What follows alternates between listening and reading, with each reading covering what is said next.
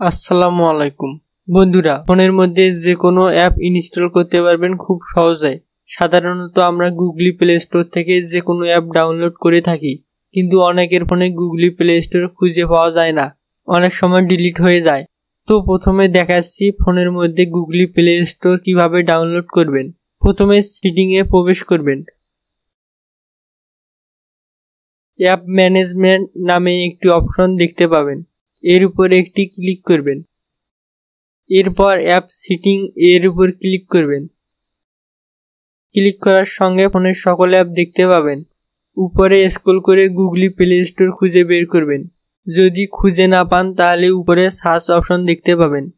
Search অপশনে play store লেখার সঙ্গে গুগলি প্লে স্টোর দেখতে পাবেন, এর উপর ক্লিক করবেন।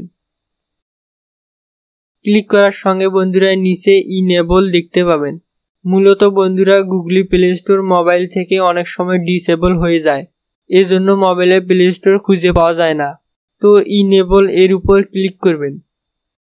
ক্লিক করার সঙ্গে ফোনের মধ্যে প্লে স্টোর ইনস্টল হবে।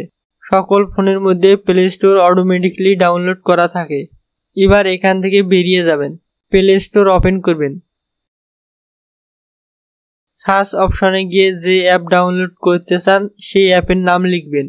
মনে করেন আমি টিকটক অ্যাপ ইনস্টল করব, তো টিকটক লিখে সার্চ করে ইনস্টল এর উপর ক্লিক করলে টিকটক অ্যাপ ডাউনলোড হতে শুরু করবে।